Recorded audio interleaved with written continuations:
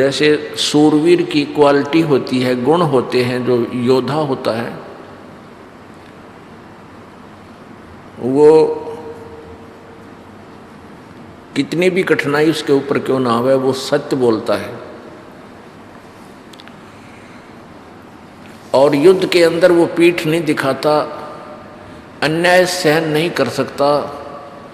किसी के साथ, कोई दुर्बल के साथ कोई बदतमीजी कर रहा है या किसी अबला बहन को कोई तंग कर रहा है, वो देख लेता है तो उसकी हड्डी पसली एक कर देता है, अर्थात वो अन्याय सहन नहीं कर सकता। वो उसमें ये गुण पिछले शुभ संस्कारों से, भक्ति कर्मों से ही आते हैं, और स्वयं वो बुराई नहीं करता। तो कैसे ऐसे ऐसे लाख जन्म हो चुके हों जिस प्राणी के, ऐसे सूरवीर, ऐसी अच्छी आत्मा रहा हो, और लख भर सावत दे, सावत दे बोलते हैं जिसका शरीर हाथ, जिसके दोनों हाथ घुटनों से नीचे तक लंबे होते हैं, ये पहचान होती है उस महान आत्मा की। अब तो शायद विश्व में कोई शायद ही हो, नहीं पहले बहुत हुआ करते थे, 2-4 एक समय में हो ही जाते थे। वो बहुत पुण्यकर्मी प्राणी होता है जिसके दोनों हाथ घुटनों से नीचे तक चले जाते हैं। और लख भर यति जहान में, यति जति जिसको बोलते हैं,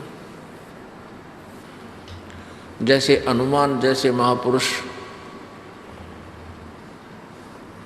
और भी बहुत से प्राणी हैं जो अपने सतजत पर ठीक रहे कुछ।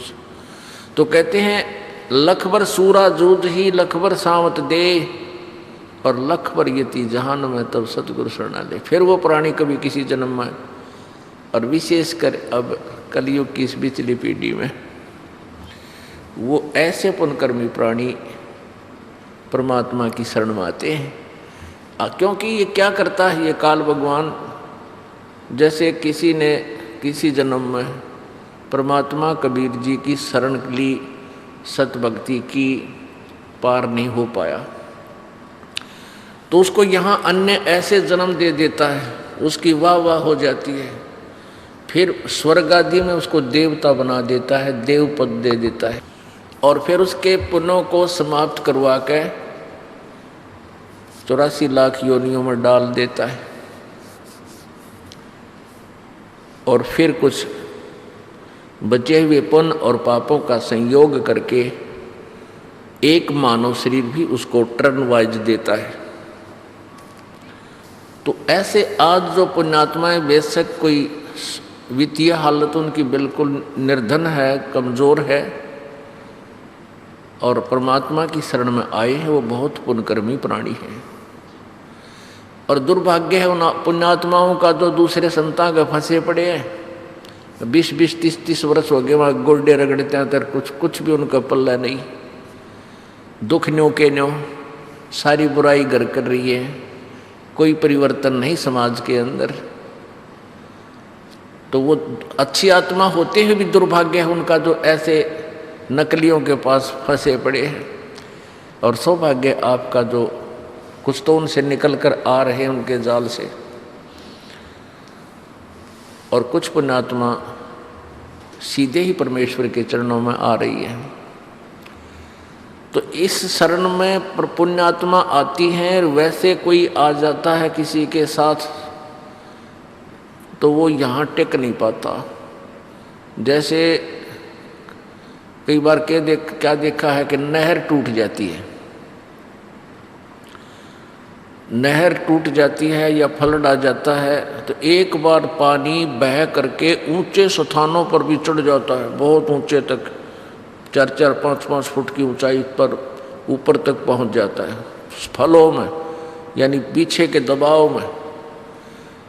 और जब वो सब नॉर्मल हो जाता है तो वो जल वापस आता है, फिर वहाँ नहीं टिक सकता।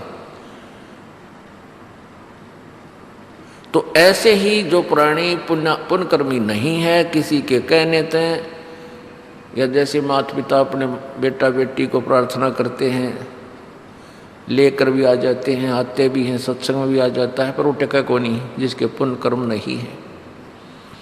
वो चला जाता है।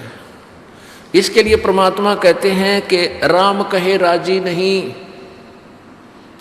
फिर कहाँ जाएगा वो, कितने गप्पे मारनियाँ दो रहे हैं कोई, या राजनेता के पाछे जय बोलता हंडे जाएगा, कुछ लेना एक न देने दो, या ताश खेलनियाँ दो रहा बैठेगा, या कितने जुआ खेलेगा, या कोई शराब गुटी लाने लग जाएगा।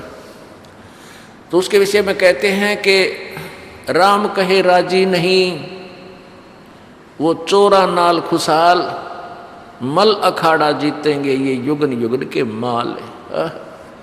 इस भक्ति रूपी अखाड़े में, इस भक्ति रूपी अखाड़े में युगों युगों के माल ही टिक पावेंगे। युगों युगों के पहलवान, अर्थात ना जाने कितने जन्मों से आप भक्ति करते हुए आ रहे हो, और जब आमना सामना होता है कुश्ती में, रेसलिंग में,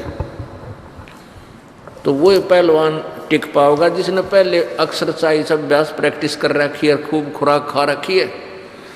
तो आप जी उन पुण्यात्माओं में से हो